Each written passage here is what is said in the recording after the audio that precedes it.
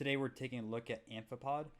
They're a running company that focuses on hydration devices and lighting for like ultra marathon and trail runners.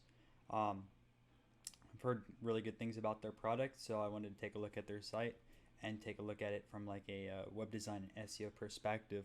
So I took an audit of their website. It took me about like an hour and a half. I went through like about 100 different signals that help a website rank and whatnot and help convert. And I made a top 10 things that they should be focusing on. So I'm gonna take you guys through that right now. So like the biggest issue with this site is that it's kind of a dated design and it's not really mobile friendly. So if you take a look at the site, it's not full screen, right? It's still using a lot of gradients, which a lot of the older sites in the 2000s were using. If you scale the screen down, you can see it's a lot smaller there, and it doesn't resize. And it's very kind of like basic here, just kind of like a square, at least on the home page. So it definitely needs to get a redesign built in, or at least have this updated to current design trends in 2019. So that's a big issue there. It's automatically going to help out with the SEO on the site. Now it's going to be mobile friendly. On top of that, it's going to help out with different conversions when people are on the site. The second big thing I see, at least with the site, is there's no blog content. The ways people are going to the site, at least from Ahrefs right now, is through the brand name. They're searching for Amphipod, and then some of the individual products. I think it'd really help out the brand if they're going out there and building out blog posts based around why nutrition and hydration is important on running, and why runners need to have lights on early morning or late at night and stuff like that, and talk about kind of like some trail races or ultra marathon tips here or there, and drive some traffic to their site, whether it's through series of blog posts and then build out other video content based around it.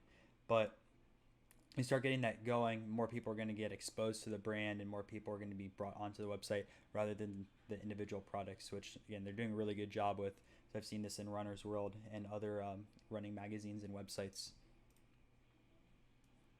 So the next thing we're going to take a look at is the thin content on the home page, some of the other pages. So if you look at the home page, there's not really much text. There's nothing really going on here besides just telling about a few different products. You need to have that emotional appeal to the audience and stuff like that, and kind of tell your story as a brand, and to tell the individuals why they should be purchasing your product rather than, let's say, like a Nathan's water bottle or any other brands that are out there. So that's the main thing right there. And obviously from SEO perspective, we know having at least a decent amount of text on a website is going to help out ranking for different terms and stuff like that. So next thing we're going to take a look at is the no Facebook pixel. So since they're an e-commerce site, they really should have a Facebook pixel installed, not just to collect the data, but to retarget individuals on the site. So like if I'm here looking at the site, and let's say I want to look at some of the hydration products, because I'm running a 50 miler in March. So I want to get a hydration belt or backpack. So let's see, we'll just go under here and go under here, grab this one right here and take a look at this. So let's say I want to buy a hydration belt like this, right? But I'm not 100% ready to buy it. I'm going to do some of my market research. I'm going to look at a few other brands. Well, there's a good chance I go on Facebook later tonight and just check out what friends are doing, or what some other companies, or just check out the news, right? And having no Facebook pixel, I'm not going to see an ad for Amphipod.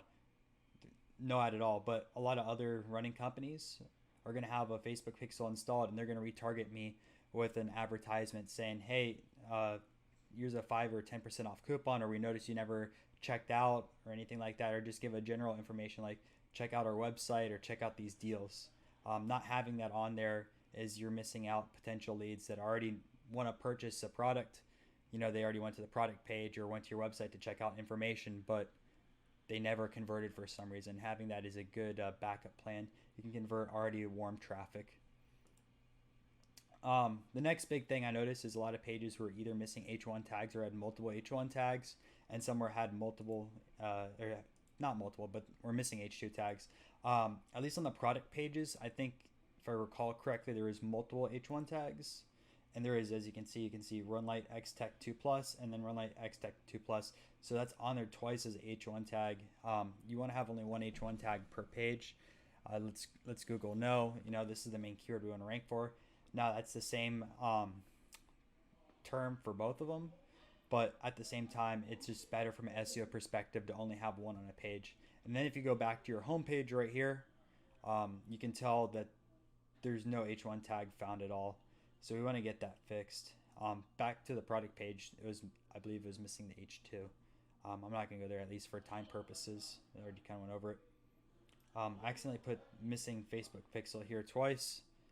There's other issues. I'm just going to put here optimize images. Remember that from the audit. There's a lot more stuff. I go in a lot more detail, but I just kind of want to be brief in this video to go over everything. Next thing I saw was there's no social media linked on the website.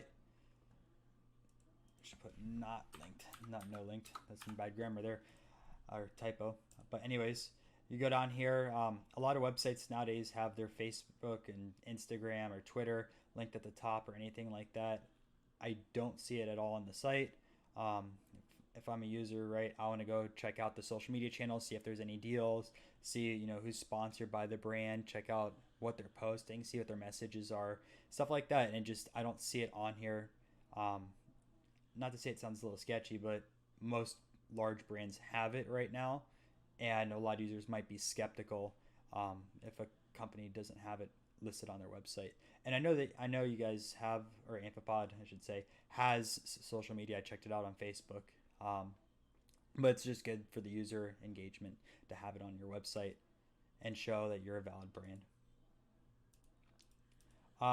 Next thing is the website's missing advanced sitemaps, and the sitemap's on the robots.txt file. So if you go to your robots.txt file, you should be listing your sitemap here. It's not there. And then you're missing some of the more advanced sitemaps between like mobile and image and video sitemaps. You definitely want to just get those created. It shouldn't be too difficult.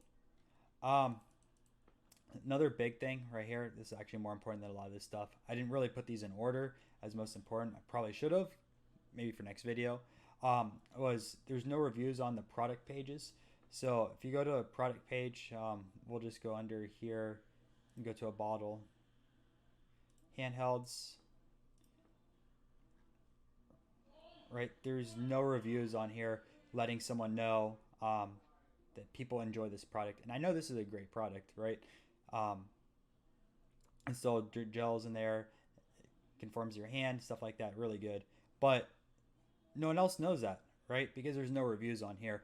So if you add under that reviews, it lets the user know, hey, this is a really good product, right? Here's some of the different reviews in the past and stuff like that. Something that's really easy to add onto the site, and it just makes the user experience a lot better. The next thing is there's no schema on the website. So you want to add schema for your different products, and then also you want to add schema for your organization, and then eventually for your blog and article. And there's a few other more advanced type of schemas, but there's no schema at all listed on the website when I checked it through Schema Checker. So you definitely want to get that added on there when you can.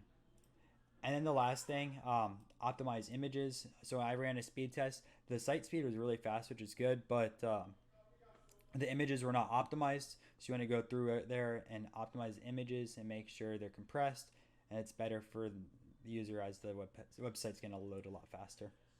Anyways, that's it for like the top 10 main issues for Amphipod. If you guys have any questions or concerns, make sure to leave a comment down below.